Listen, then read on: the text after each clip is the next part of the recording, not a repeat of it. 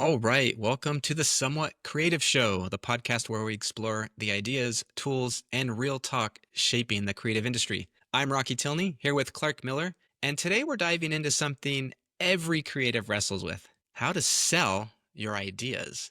This episode's called Selling Ideas: Why Great Work Needs a Great Pitch. Because the truth is, the best ideas don't always win. The best sold ones do.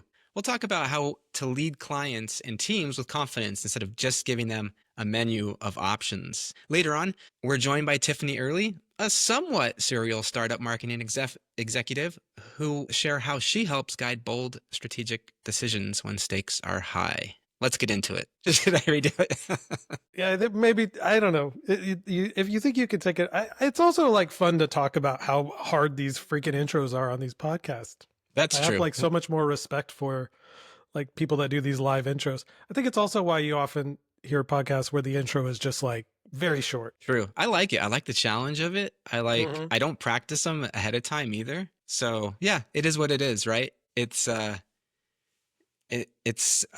good way to kind of show that we're human and we're not perfect and Yeah. then we're not robots.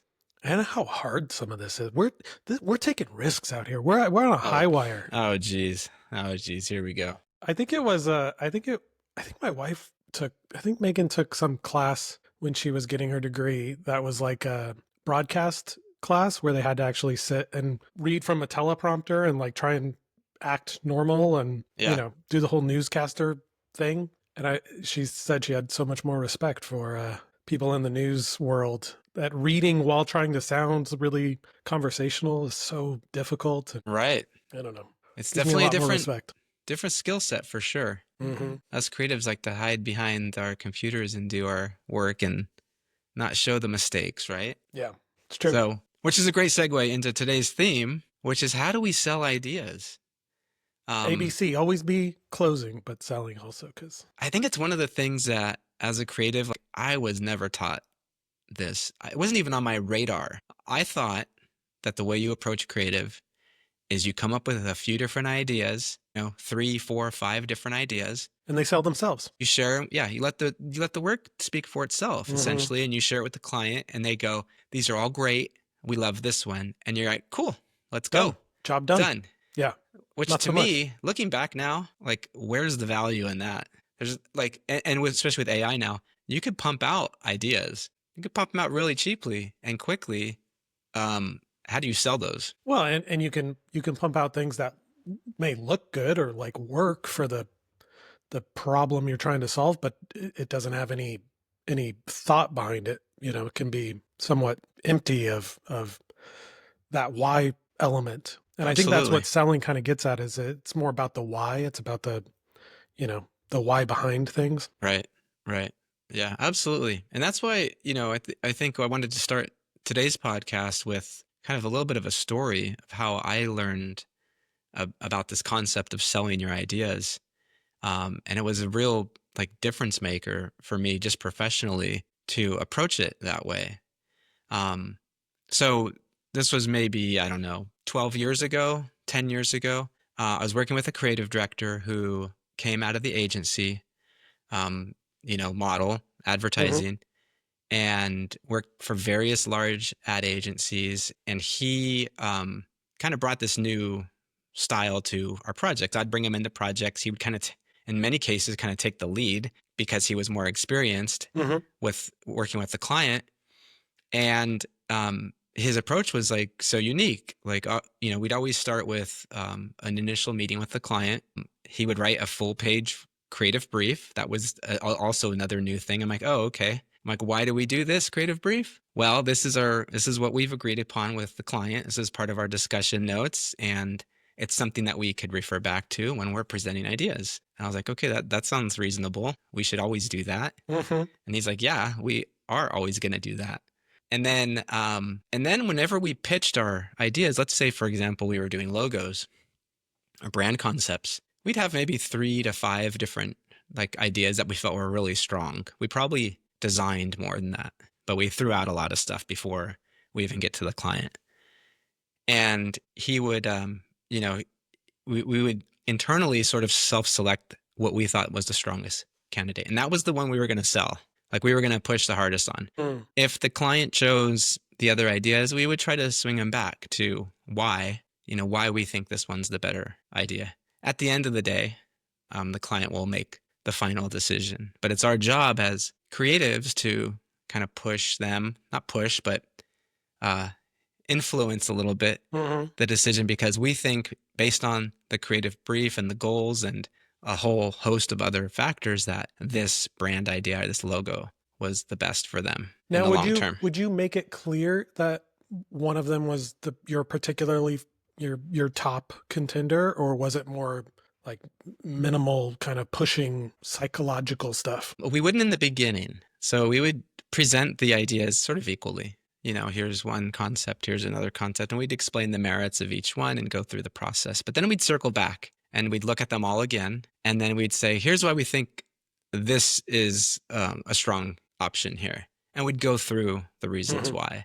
So we would sell it that way. We wouldn't necessarily influence the client in the beginning, because we want them to have kind of a fair shake at kind of giving comments and feedback. And if we show our hand too early, then we may not get the feedback we're looking for, or they may lean heavily into one of the other ideas and we're in a point of no return situation. So we try to always outline it, like set up the meeting as if we're going to look at all the logos and we're going to come back to them and look again. Then we're going to take some feedback. We're not looking for what's your favorite. Like we never asked, what's your favorite logo? We kind of guided it all. And then hopefully at the end of that, you have consensus. You have like everyone's kind of on board with that kind of direction. So what's interesting, so what comes out of that is like, you have some work in there that you're presenting that maybe isn't the best, but you present it anyway, which is always like the danger zone, because the client's going to go to that like a magnet. So I had a question for you, Clark, actually. Have you ever presented the worst idea first to a client in order to like sell that idea based like by contrast? Oh, 100%. Later in the pitch? 100%. I mean, and there's psychological reasons like this. This is why I think I've gotten really into the like psychology of why people buy and everything. And I'm going to talk about that, but I definitely have put things into a pitch or for that comparison to be like, it's not, I've maybe once or twice done it where, the chosen design was one that I really wish I hadn't have put in there. But I'm more careful now, I would say, to make sure it's one that I'm like, if they do choose it, I'm like, okay, it'll work. Okay. But I've definitely done that where I have a idea of like, this one's not very strong, but I think it'll show them something that like meets the criteria and is what they said they wanted. But I'm only putting that in there to show like how much better this other one is. Definitely have done that. Right. Yeah. And it's interesting technique. And yeah, I've certainly done it, and usually starting with like the worst, and you progressively get better. Yeah. Because, and it's usually not a nice when you start getting feedback during the process of pitching or presenting ideas, you're starting to get a warm response like that. Those are great ideas. Like like we can't believe there's more to look at. And then everything keeps getting progressive. It's like the dream pitch, because then it gets better and better as you go through everything. Yeah. You don't want to start off your hand with your best take, but in some regards, like maybe we should do that. I don't know. The psychology behind that is interesting too, because they say people are more likely to remember the first and last thing that you pitch them. Right. The stuff in the middle often gets lost. And that like goes for like, I think I've seen studies about like American Idol and like reality shows and stuff. And it's like the first person that performed and the last person that performed get more of the votes than the people in the middle. So you never want to put your best stuff in the middle, I guess, is the moral of the story. Right. But maybe we shouldn't be putting our worst stuff at the very front either. Maybe not. I don't know. It's I don't know if I necessarily think of that anymore. Like I think it's like you're ideally presenting your best work. So you should have you shouldn't really have an order unless there's a strategic reason for that, or if you have like a hook on one of these ideas that you really want to try to sell. But I've definitely done that where I've sabotaged work. I've also had the opposite happen though, where I really, really pushed hard on what we thought was the best work, and the client just wasn't having it. They wanted something else. So I have a portfolio of logos that have never seen the light of day Hmm. that I think are better brand logos than what the client chose, which that's kind of painful as a designer, but it's also not a personal thing. It's just like, that's such good work over here. And it's just sitting. Well, it's also why I've been really interested in terms of like logo design and branding and that kind of thing of really just at least in that initial meeting when you're coming back with like, okay, we've done the discovery, we've done all the research, this is, we're going to present you with the options. That single option or maybe two options sort of pitch, Hmm. I think has been a game changer for me. And like, I think a lot of creatives have started to move in that direction of like, let's not present five options. And I know you and I, we've worked together in the past and we have done, a three or four Hmm. catalog of different looks and brands that people could go for. But I really have been pushing for more of that. Like, let's just go in there. This is the idea. Like we're sold on this. Let's sell you on this, and then if it doesn't work and you have to say, well, like, well, okay, if this isn't clearly what if you're not loving this, we have some other ideas. Let's come back in a day or pull them up like have them ready to go in case they don't respond to that first look. I do think like there's value in being very confident in your decision. I don't know. I don't know if you found that in your work lately, but I've I been. think I think confidence has a huge, plays a huge role in how the client sees the pitch. So obviously, if Mhm. you're confident about something, you're pitching it with confidence, you have rationale behind it. Like that's going to feel like a safer choice in many ways than if you were just like, oh, I mean, it's okay, but then you never want to sound not confident about the work you're presenting either, because like, why would you pitch something to a client that you're not confident about? Yeah, Then it makes, true, it's not a good look for you professionally either. true. And I think there's that kind of comes into play when you're talking about pitching three different looks or two or four or whatever it may have you. Hmm. I think that just by the sheer fact that you're saying you could go with any of these, it can lend to that idea that like, okay, well, maybe these are not the best, like, or I don't know how to explain it exactly, but the psychology of selling an idea, if this is the one you feel strongly about, just sell that one. You know what I Hmm. mean? Well, that actually is a great segue into a show that I've actually loved. Was I think probably one of the best written shows on TV ever. Mhm. AMC's Mad Men. So a lot of people in the creative space watch this show religiously. There was an episode in season one. It was called The Wheel, and it was when Don Draper was pitching Kodak. Kodak had a new projection system out that um, basically, projected your images, your photos onto the wall. And um, he pitched one idea, but it was Mhm. how he did it, which was really unique. Now, obviously, it's a show, but I think this probably happened very often in advertising, especially in that era. Um, but his character was very like, egocentric, also highly confident. So they wanted to call this projector the wheel. That was kind of the premise of the episode. Actually, was the title of the episode was called The Wheel. So instead of kind of capitulating to what their whims were, he decided that he was going to go a different approach. So he doesn't do a technical or rational pitch. He presents purely on nostalgia, on like emotional narrative about family, memory. And it's all photos of him and his family and his kids and like he goes through this pitch. So I recommend people try to find it on YouTube and watch this clip. And as he's going through it, he's all, it's not the wheel, it's the carousel because it comes back. It brings you back in time. Essentially, it's like a Mm. time machine. So he reframes the product as like a vessel for storytelling, for emotion. It's not just a utility. And so he led the client to a really like specific vision instead of asking them to choose a host of names. Yeah.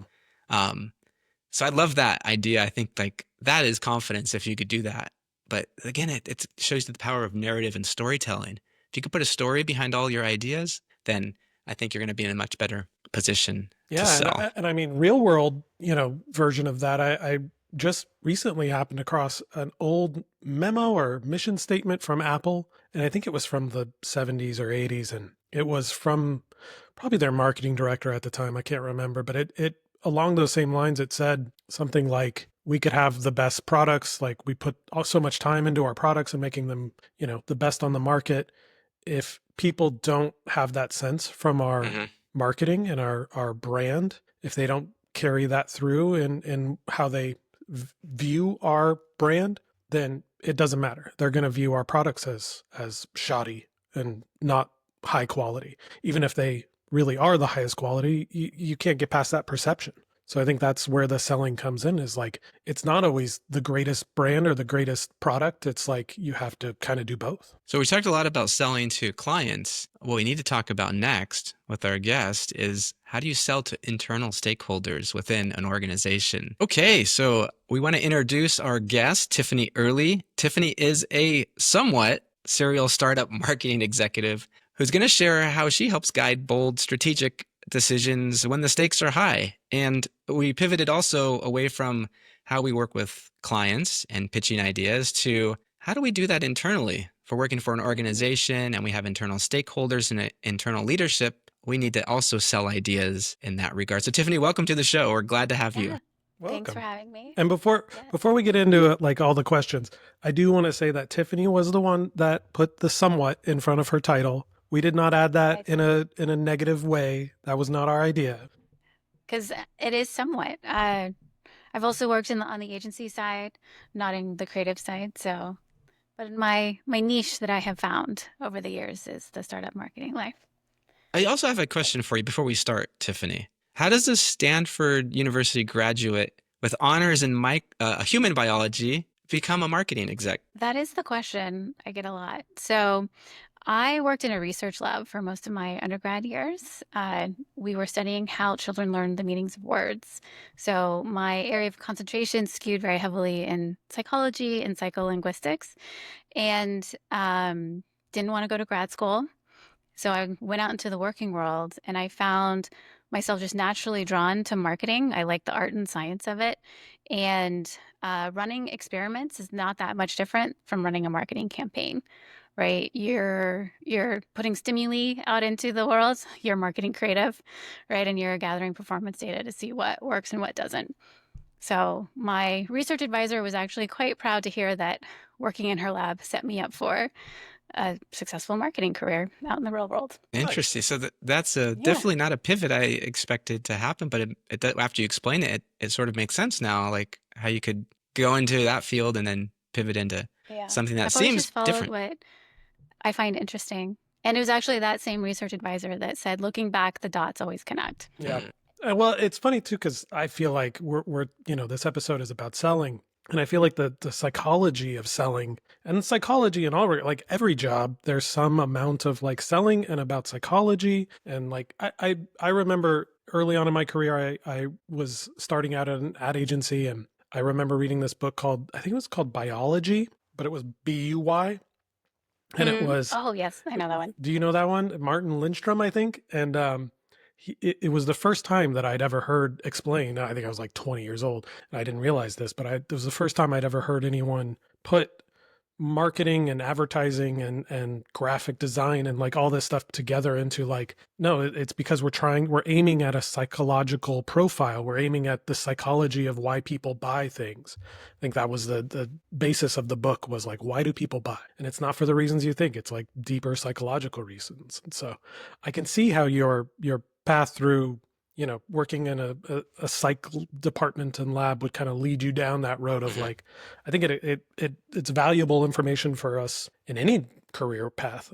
That's Yeah, interesting. I think so. I mean, studying children may not have helped so much with, the professional psychology. Yeah, well, Um, we're all kids at it, heart, exactly, exactly. especially. Tactics that you use with 5-year-olds, sometimes you use with your I executives. was gonna say, it's not a whole lot. A kindergarten is probably not a whole lot different than pretty much every boardroom in the C-suite. Depends on who's in the room. That is Don't let true. my CEO watch this episode. Yeah, like, We had a segment prior to you jumping on, Tiffany. We talked about how we sort of sometimes influence our clients into making a decision on ideas we're presenting. And we were talking a little bit about how, like, I didn't learn that in the beginning. And I know creatives now are probably not taught that. It's more about the tools and the creative, the design, the art behind a lot of these things, but not the selling. Mhm. And the like ideas are really like, especially now with AI, like ideas are cheap. You could go boom, boom, boom, press button, and you could have 50 ideas, pretty good ideas generated for you.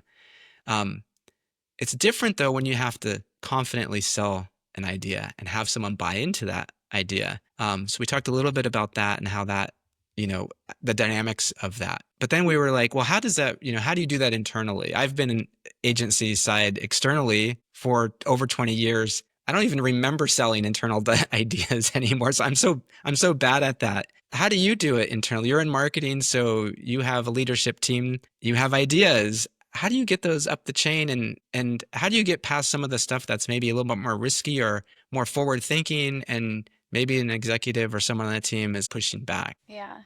Yeah, well, I think it's very different. Like I think my take and from my agency days, like you're trying to sell like the ideas. It's more of this like overt, like we're the experts, we have the great idea, you want to invest your dollars with us. And I don't take that approach internally. I have more of a kind of a collaborative take on things. Actually, another one of my mentors, he had a very kind of, we used jokingly called him like the diplomat. He had a very kind of diplomatic way of getting things done. And I did one of my first rebrands with him, right? And so I think I've just kind of absorbed this. You have to have the vision, you have to know where you, big picture, think you need to end up. But every single time it's been like stakeholder by stakeholder. Mm. You walk them through your vision, you outline the project, but then you also learn a lot about them. If you don't already know what their priorities are or what motivates them or what their concerns are, you kind of uncover that in the process. So it's very different from like your classic big agency pitch where it's like I'm thinking like, the flashy slides and the flashy ideas and um it's a lot more just it's quieter. A little bit more Right. one-on-one, a little bit more More, I human do. I'll go collaboration. one on one. Yes. But Yeah. that investment in the one on one time just helps because the project will be more successful and go further if there's buy-in across the board, right? And people can see maybe their fingerprints on it, right? And I kind of live for that collaboration. And so I have found that, yes, you can have the end vision or know where you think you need to end up, but the end result, the deliverable, is always better because you get little pieces of feedback as you're selling the overall direction, the overall project or vision or whatever it is. So do you find that So like having an internal like champion to help like kind of like at least start the process of moving it along is like imperative to getting yeah, things sort of approved? yeah, yeah. I mean, we all know each other because we did a rebrand together, right? And a lot of the times I am brought in because the startup they're like, oh, we need a change. There's usually some market shifts or positioning shifts, maybe a pivot, customer dynamics have changed and they realize what they had isn't what's going to serve the business. When I've come in, there's already this like we think we need a transformation, right? So there's thankfully been that kind of support Realization. Yeah. realization, right? And I come in like, yeah, I agree. And then you start figuring out on what that is, right? And that's just as important, right? Particularly when it's someone's brand, like that it's representing the heart of the company, the values of the company, how you want to portray yourself. So it becomes personal for everyone, right? Everyone has an opinion on what you look like out in the market, how you sound in the market. Then you need to get people brought along on like, well, here are our objectives, here's our strategy, and here's how that supports that. Have you had any experiences working at an organization or company that didn't know they needed a change and you had to be kind of the driver or push them to make a shift? I mean, maybe there was one experience where it wasn't as overt, like there was a little bit more of the kind of planting the seeds. That's another, I think another thing that uh, kind of need to be a few steps ahead and start kind of dropping hints, planting seeds. And then people start to think, oh, they kind of think it's maybe their idea a little bit. I was going to say Like a lot of alone. what you're talking about to me of this collaboration and planting seeds and everything, it reminds me a lot of that idea of like, you kind of have to make people realize that it's their idea, that Hmm. these are not, no one wants to be like, no one wants to be sold to. No one wants somebody to come in and try and tell them what they should do. They want to come to it themselves. And I think that's true of selling products. I think it's true on the consumer level, and it sounds like it's very true on the selling an internal idea up the chain, if you will. Mm-hmm. Absolutely. Yeah. Yeah. I don't try to do the like overt, over the top, this is what we must do, because first, I'm personally not good at it. And in my opinion, and it just doesn't work as well.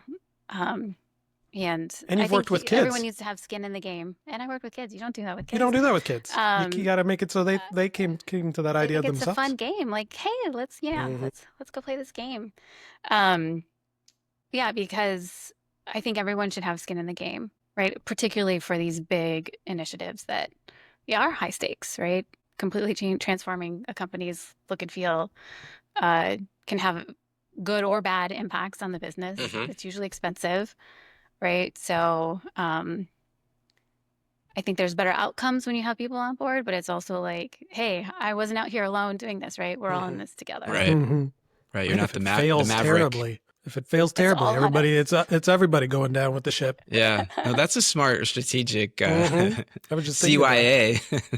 CYA. Bring Yeah, everybody along. let me ask you a follow up, like a tangential question to that. Has there ever been a time when you've come into an organization or been a part of a rebrand or remarket, initiative that was partly, bought into by most of the decision makers, but there's been one or two people that are very loud voices that are just not on board? And is it the same planting of seeds with them, or is there any other kind of tips or strategy with those kind of outliers? Yeah, yeah. I mean, there's usually outliers, right? And there's kind of the people that think it doesn't, since we're talking in the context of rebrands, that think it doesn't really matter. And I've seen that come across functions, head of sales being like, "What does this matter? This is frivolous." Hmm. Like head of technology, kind of variation on that theme. Then that's where one-on-one time has been helpful. But I think particularly from the technology perspective, because I've been working in B2B tech, so that's where my point of reference is. Um, I try as much as I can to understand like the core of our technology and stay true to that, Hmm. right? And show that this is how we're trying to best represent what you and your team have built, Hmm. right? And showing how it's market driven and customer driven, that it's not just in isolation and it's not just like, I don't know, creative for the sake of it. Yeah. Like Yeah. this is We're how not we're just trying to representing the make it look product to the great people. for the sake of it Exactly. looking great. It has a reason behind Exactly. it, has a goal in mind. Hmm. In fact, that was a comment about the one we did together that was like, oh, they actually looked at the customer and the market, right? And then brought the two together. And I have to hand it to you. I think that really stemmed from a lot of our discussions with you. And, I think the three of us worked really hard to think about who we were positioning this brand for. And I think that's an important step. And a lot of times early on in careers in the creative world is the step that's missing. You see a lot of these like online Instagram rebrands where somebody just took a company and like decided, I'm going to make this look different. And what if Mm. this company was more modern and blah, blah, blah. And like they completely lose a lot of the idea of what this company is trying to represent by their brand. Yeah. And I think that's a step that is missing in a lot of that. So it's Yeah. interesting. Yeah. I think in our project, I actually identified early on, like if this group, if they don't hate it, like we're good. And then they actually liked it. Yeah. So, If they love it, fantastic. yeah, love, I don't know if we'll ever get there with some of our skeptics, Well, but I always, it's one of those things, especially when you talk about branding, and that word love comes up a lot because you'll have clients that will respond and say, well, I don't love this. And I'm always in the back of my head thinking, well, this is not for you. yeah. This is actually for right? your customers and clients. And you You can't can't just say say that. that because it Hmm. sounds really No. crass. But Yes. it is true. It's like at the end of the day, it's like, okay, you don't have to love this. You could like it. Like you could feel like you're 80% of the way there. And that to me, the 80% is like the cutoff. That's like that's good enough to go forward with Hmm. because that rest, that 20% trying to get to that, it's diminishing returns. You're never gonna be like get to that level of satisfaction with something like that. But it is always a fascinating conversation when that does come up. I don't love this. Hmm. And it's like one of those cringy moments as a working with clients. It's You like the know, last thing you want to hear. and I'll say to me that that's where I think the psychology of human interaction and building trust really comes in. Mhm. I think it's that idea of like, to your point, Tiffany, of going into these places and building that rapport and like working collaboratively with people, I think is where you build that trust, and that it doesn't come from getting someone 100% of the way there. It's that 80%. And then that last 20% is them trusting you and trusting your ideas and trusting your know-how and your knowledge. Because Mhm. they're not, obviously, if they're bringing you in, you're the marketing expert, you're the genius on that side of things, and they're not. So I think that, if you can get them most of the way there, that last bit is just reliance on you. And I don't know if you found that in your kind of career path and practice, but Yeah. Yeah. You have me like reminiscing, right? Like I'm like when I'm doing these things, I'm also like new to the organization Mhm. too. So yeah. it's like it's how you're getting to know people, and yeah, it does feel even more high stakes because like I'm still a little bit unknown to them. So yeah, you've got to build that trust pretty quickly. I think also for that final 20%, yes, like, oh, we hired you to be the expert, you can sometimes then tap into the logic of things, even if the full like emotion Mhm. isn't there, you know, walking I mean, we were already down the path. It was happening, but like walking the whole company through the logic behind the rebrand, right? Mhm. And why it makes sense and why it's strategic and why we made the decisions we did. Um, that can help too. They're like, okay, at least there's strategy behind this. At Hmm. least that we Right. can connect the dots on Right. how this is going to help our business. So, but you're right. I don't think it's ever going to be 100% across the board. That's why at the end of that Um, presentation, you just go, "Is there any questions? No, go great. Get them. I'm out of here." Bye. yeah, yeah. Ship it. Yeah. There's a This is not a feedback session. This was a Hmm. readout. yeah, yeah, yeah. There another aspect of this which I find fascinating, Tiffany, and I'm sure this is something you navigate all the time, is that you have not just the leadership team you're kind of presenting ideas and initiatives to, but you also have to collaborate and work with other departments. So you have maybe a software team or a product team working on these different things, and at the same time they all have to sort of feed into the same branding um, funnel, the messaging, the mission, um, everything you're saying and visually showing about the brand has to be represented in those other sort of siloed departments, right? So how do you sort of navigate that, and how do you, and maybe it's the same thing as working with those department leads in terms of building that rapport and trust with them in order to kind of get those things pushed Yeah. ahead. Yeah. I have found that um, each group needs to have the appropriate level of ownership, right? Marketing is usually setting the overall brand guidelines, Mhm. right? The brand look and feel, and the other teams inherit that. But I've started saying that, like product and marketing should look related, but they Mhm. don't need to look exactly the same. Mhm. Because honestly, there's different design and creative needs for a product versus marketing, creative, all of our deliverables. So I have found that handoff, like stay in this color palette, but of course make adjustments for accessibility, for example, or add to the color palette for, whatever stuff, just to use color as an example. But I find like relying on the product designers to then bring it to life appropriate through the UX kind of strikes that balance. So again, that there's fingerprints and the feeling of ownership and respecting their expertise, right? Mhm. I'm not a product design expert, but I want to give them the right inputs, right? Like Right. the right framework.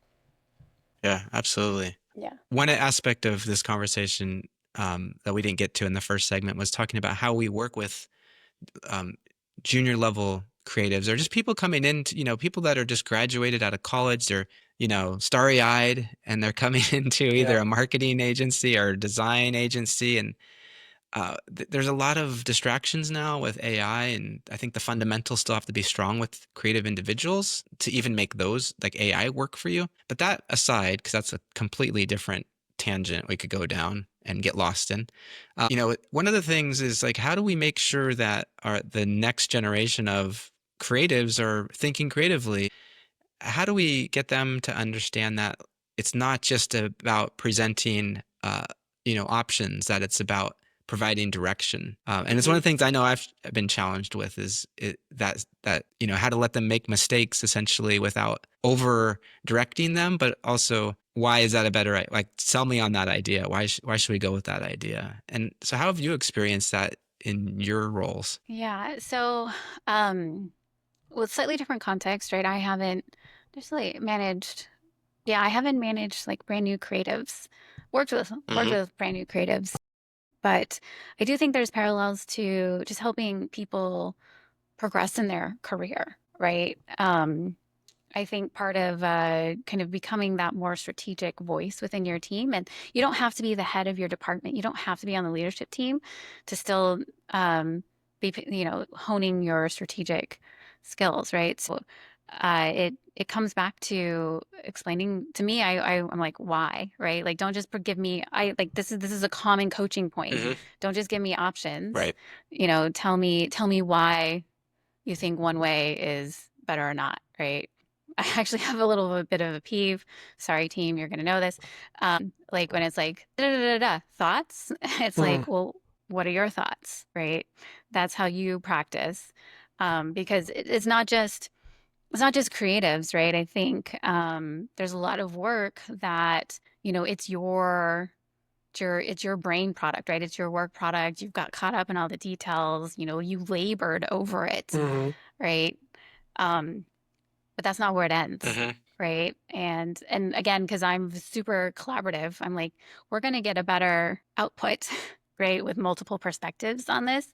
So again, you need to have the vision for what you think, what you're delivering, and then help us get there, and be open to give and take, right? I think there's like a preciousness. Like I often find myself saying like, I'm not precious, right? Like I'm putting this out there legitimately because I want feedback. I mean, I'm putting this out there because I think this is directionally where we can go or should go. And if there's refinements along the way, I love that. But I find that's a maturity path in almost any role, right? Because when you're first starting out, you're just like, I just want to do it right. I just want to get it right. Yeah. Well, and I think, I mean, I was one of those people, right? I just want to get it right. yeah, and I think a lot of that is actually just basic problem solving and trying to come up with solutions. But I love what you said about when people put thoughts question mark at the end of something, to almost flip that around, because it has nothing to do with creative. It's any type of problem solving. If you're going to pitch ideas to solve something, you should have a strong, like, or at least make a case to have a strong opinion about whatever those options are. If it's 1, 2, or 3. Yeah. Why It's a do you like leadership this? thing. Yeah, I think it's a leadership skill that could be learned for sure. Yeah. And it takes courage sometimes to have an opinion, Because you could be wrong. right? Yeah. You could Nobody be wants to be wrong. Feel wrong. good. Nobody wants to be wrong. Yeah. It's okay to be wrong. Just don't be in doubt. Drop in wisdom right Yeah, there, that was Rocky. not me. That was Donnie Deutsch. Oh, okay. Never mind. There you go. I stole it. Hey, you remembered it. That's all. Yeah, I that matters. remembered it. I did remember it. So along those lines of selling these ideas internally, my biggest pet peeve, and I don't know how you've approached this. I haven't figured out a good solution for this, but it's something I was just thinking about when you were talking about like selling these ideas, and we were talking about how do you present it to different people. I hate it when you've created something, you've got some new marketing elements. I recently did some creative on some Instagram ads, for example, and talked with team leaders and internally about them, sold these ideas. Everybody not loved, I shouldn't say that. Everybody was okay with many of them. And then they kind of disseminated out, and I had less control. I didn't get to do the pitch when they were then seen by people later on down the funnel. And that's always a challenging point, because then you get feedback where it's like, okay, if you had been at that part of this where I explained the thinking behind this, the psychology behind this, or the reason for this, then you may not have had that concern, or you may not have had that questions. I haven't found like a really good solution for that, and I wonder if that's something you've ever kind of come across. I mean, I think that's also just kind of a universal thing, Yeah. you know. Yeah. Um, I can't think of anything explicitly off the top of my head where I've like had to. I think because this is the benefit of being in-house, right? You are closer to. I could just go set a meeting, Mhm. right, with the Right. people. Like, when it makes it back to me, like, oh, so and so is skeptical or has these questions, I can just address the Let's go talk about it. questions. Yeah. Yeah. Let's just go Yeah. talk about it. And so I recognize that like you don't necessarily have that luxury, if you will. Well, I do now. I am an Yeah. eternal team So member now. yeah, it's great. Um, but then there is also the element of, you do your best to put together whatever marketing campaign, program, creative, or even we talk about this when you're creating a brand, right? You kind of set up the framework, but you do lose a little bit of control once it's out in the world, Hmm. right? Because you can't control other people's perceptions. You try to influence them. And sometimes you can't control what people do with the brand Mhm. that are further on down that road. That like you talked about the product teams and how they interpret the brand and what their needs are sometimes are not the same as what's needed on the marketing side or the advertising side or what have you. So it is interesting to see how brands are, taken on by different team members and different departments and it's like, again, to that idea of like, how do you control for that? I think it's just about putting enough thought into those guidelines and getting enough of that buy-in. But I don't know, is that sort of how you've approached it? Yeah, I do try to, as much as I can, provide the the rationale behind things, right? Not only here's the what, but like why. Yeah. Mhm. So at least people have that. Um, and yeah, I think there's always just a little bit of dilution, but try to usually have pretty extensive brand books, if you will, Hmm. um, so that it's pretty comprehensive. And a lot of times I try to keep control, I try to keep it pretty centralized, so that we are producing most things. But honestly, it's the whole company that brings a brand to life. So everyone should be able to, through their work, even if it's, the branding on an invoice, Hmm. right? To Mhm. make sure that's all cohesive. So yeah, try to provide as many templates, the brand book, the scaffolding, the rationale why, how this is going to move us forward, and kind of hope for the best. Yeah. And How do you get people to when read they need those help, things? swoop in. Yeah, Well, When you figure that out, yeah. let me know. there's one tool that I keep in my quiver at all times, and that's the creative brief. And Yes, you love a creative I brief. love a creative brief. And maybe I always think of it as like one of those, when you're going up a roller coaster and you hear the click, click, click, click, click. Those are little fallback devices so that the train cars can't actually go backwards, right? So I kind of see the creative brief as like your fallback Whoa. protection. Like you Whoa. can't slide down This is because a good we have a metaphor. brief that we agreed on, and we're then using that brief as our Is this another Donnie initiative. Deutsch? Hang on a second. It's not. Is this original Rocky This is material or is this Rocky okay? material. All right. Just Came make it from, sure. yep. And so I always feel it's an underutilized tool. And it doesn't have to be a creative brief. It could be any type of brief, but it's just something that a document that a group of decision makers agree on as a directional, North Star sort of Hmm. document that you can use. And so it could be for any decision making process in an organization. And it's the breadcrumb trails that prevent once things get out of your control and get disseminated, that it's always attached to that brief. Well, here's the brief. These are the rationale for all the decisions we made for whatever it is, a set of UI icons. It could be, a marketing initiative, an ad campaign. It's all centralized on that brief. And I always think that's an underutilized tool. And it's a protection that a lot of younger designers and creatives should definitely use, because Yeah. sometimes you don't have the courage to like sort of defend the decision. Like, oh, we talked about this in the meeting. Here are my Yeah. notes, Yeah. that we Hmm. added later. Yeah.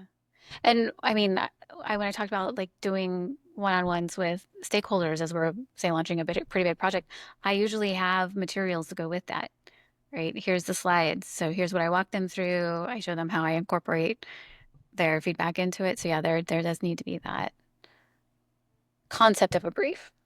Let me ask, now that I know more about your background, Tiffany, have you ever used, since you have the background in biology and psychology, is there any psychological tricks that you employ?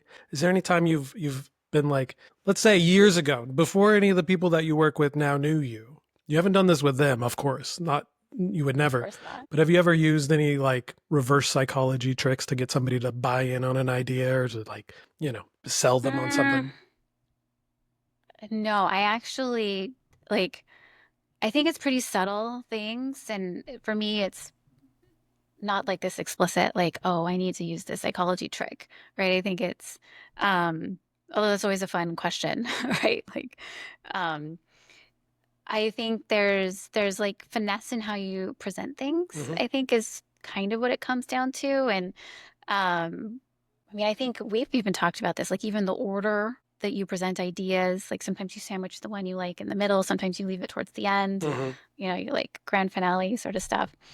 So, I think in this like using psychology, if you will, I think it's also for me been a growth and kind of like a finessing of those skills over time. It's I think that what if there's a trick that I use, it's planting the seeds and then letting and then I don't need attribution for the idea. It actually happened to me this Hmm. week where I was like, oh, it sounds like this. Mm-hmm. A few days later, someone basically said what I said as their idea. I was like, great, we're getting what we need done. Yep. So It's working. that's if there's a trick, that's my trick. That's a good trick. I like that. I'm gonna take that away from this. But I've never tried reverse psychology, to Mm, be honest. Maybe it's because I don't want it to be used on me, Yeah. because it feels again, manipulative, right? No Yeah. one wants to feel manipulated. yeah, having two kids, it can backfire. I tell my son all the time. I tell him just my daughter does not do anything you tell her to. So I tell him like use reverse psychology on her. Just say you don't want to play with that toy and or don't act like you want to do what she's doing and then she'll want you to do it. Sometimes it works, sometimes it does he gets very upset cuz she's like, "Okay, fine. I'm going to take it." Reverse psychology is a Yeah, dangerous run. it is. It is. One of the things we talked about was like mistakes. We were talking about like how we present ideas, and looking back in my career, like what were some of the mistakes I made when I was presenting options. And the comment I had was I think the biggest mistakes early on, before I learned how to like kind of sell ideas in a more thoughtful, impactful way, was giving options instead of direction. And I think that's going to be one of the things, especially today, where we could generate content and creative so quickly, is rationalizing and making that really that human pitch to why this idea is better. It gets Mhm. a little muddy and blurry with AI, because it's like we have all these three images, and it's like, so why did you? So someone asks you, why did you do that? And I'm like, I didn't do that. That Yeah. was AI. Yeah. What are you I supposed to prompted that. respond? Why did I do Yeah, that? Because that's I a asked ChatGPT and that's what it said to Yeah, do. that's what it said to do. Mm-hmm. So it gets a little fuzzy, and I wonder, just with your experience so far in the last couple of years of AI, and I know it's been a tool we've used together. How do you Mhm. see that sort of playing out within an organization? That is a good question. Um, I mean, yeah, we are actively experimenting with AI to supplement our creative. I think one of the biggest challenges for me has been on the writing side of things. Why did it say it that way? I don't know. We're still figuring that out, Hmm. to be honest. Out of necessity, we're leaning more and more Mm-hmm. on AI. But it's still, and we're figuring out that right balance of still making sure it has the human touch, right? What we do is so technical, at least what I'm doing right now is so technical that nothing can go out the door without some pretty rigorous reviews. Hmm. So to like, well, why did you say it that way? Well, because we reviewed it and we kept some of the AI language and we, worked ours in Mm-hmm. too, right? So I don't feel like I have a really good answer for that just yet. At least from the writing side of I things. don't think anyone does. For Yeah, Hmm. but for the creative side of things, like the visuals, right, that we've been working on, I think And actually, I can say I do love some of our visuals. I think we've done some really cool things with the prompt engineering that you guys have done. And I come back to like, well, does this bring to life our guidelines, right? Does this feel on brand? Does it evoke what we want it to? Cool, great, Right. right? So, but obviously every image still goes through our review. Yeah, nothing goes out into That's the it. world just directly from AI. So it's Yeah. it's And it's like, why did you do that? Well, because it aligned. Mhm. It'll look good. It'll meet its purpose. Yeah. Ship it. It's really interesting too, because I think we're getting into the point with generative AI where we're going beyond just the prompt and pray into actual thoughtful workflows that mimic traditional workflows in creative. So coming up with rough concepts first, which could even be sketched at this point, but you're still obviously writing a script if it's a video or animation. You're still kind of going through those initial rough concepts, and then you're pulling them in to say, okay, you still have to know things about creative and design. You have to know styles. You have to know art types. You have to know what things are, terms that are referenced in the design and art world to get the prompt correct. Um, and then moving it into other aspects like the final tweaking. Are you bringing it in Photoshop after? So there's a lot of touch points. In a way, almost more touch points now with AI than there was before when you kind of Or there control or the there whole should thing. be. Or There there should should be be. There more. should be. And that's, I think, There an should be. important point. I can't tell you how many times in the past 6 months of my new role in an internal team where somebody that's not a creative, not a designer, has come to me with, this is what ChatGPT gave me for an image, and isn't Yeah. this works? And I'm, no, nope. And I just Yeah. throw my glasses against the wall. Yeah. I mean, I was going to say, people with no experience could not have produced what you both produced, right, for our brand, right? So Yeah, that and I don't think it necessarily is like you don't need an art background or creative background. I think that's the beauty of it in some regards. With the AI is like it doesn't have to have been your complete 30 years of your career in order to know how to prompt Right. AI to do what you want it to do.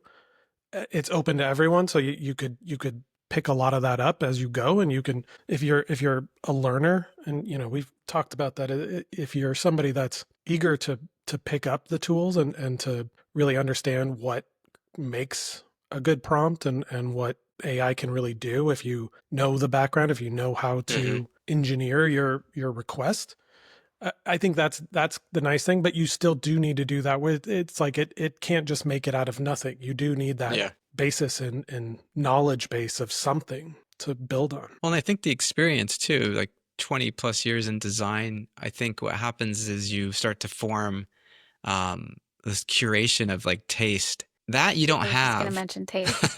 when Yeah. you're just using prompts willy-nilly and not really understanding what the output is. Yeah, I don't know if I've ever prompted something and taken the first thing that it gives me. It's a editing process for sure. Well, the ability to identify what's good and what's not good, I think, is the real skill, and there's more not good out there right now than good. And that's also a factor in selling ideas, to come back to that, right? Sometimes it is a matter of taste, right? And getting buy-in. So Well, that is a great way to cap off this show too, Tiffany. Thanks so much for joining us. This was a as ton of always, fun. Rocky, you cannot No, let Tiffany go without. I'm not letting her go forcing. yet. I know. Okay. All right. Sorry. I'm not I just letting her want to go. make sure we get our inside the actor studio. Do you have it prepped? I got a prep right now. All right, This all is not right. my first rodeo. what's coming at me? All right. What's coming at me? What's Should I coming? go? Are you good? You want me to throw it out there? Please. What is Okay. this? So this is the way I'd like to end every interview on our Somewhat Creative podcast. Our Somewhat Creative show, because we are live in Not live. in person. We're not live, but you know what I mean. Live visually in your face right now Yes. if you're watching the video. I don't know the terminology. Okay, come on. Pre-recorded. Pre-recorded. I Light, like to light end, editing. I like to end every show with one of the greatest interviewers of all time. I still love him. A little inside the actor studio question. The final questions. So this one, in terms of creative and everything we've been talking about, this question is what turns you on creatively, spiritually, or emotionally? What really like gets your creativity going? Like what do you do to like really, is it art? Is it music? Is it something out in the world? Because my life is very technical driven. I'm sitting in front of a computer most of the day. So it is art. Before you started giving me examples, it's going to the ballet, it's music. I need that kind of outside my discipline, creative travel, just going somewhere else. If there was one Travel thing and you art. couldn't do without, like that brings you that creative fulfillment, spiritual kind of uplift, like really, get your brain reset, what would it be? I mean, travel's a good one. You can't beat it. Experience different parts of the world, different cultures. Yeah, it's I what think a resets lot your of brain. people And get out of your bubble. Yeah. It's good to get out of your routine. I mean, I think they've done a lot of studies that show that is to go to a culture or a place that you've never been and don't know anybody and don't know the customs and the day-to-day life of the people there, and to experience that and live in that is one of the biggest ways to unlock your brain and to really expand your thinking. So that's a a great huge one. creative unlock for sure. Yeah. Start to get burnt out, gotta travel. Absolutely. I love it too. Tiffany, thank you so much for being here. Thank you guys for having me. This was great. Our It was great chatting pleasure. with you. Thanks, everybody.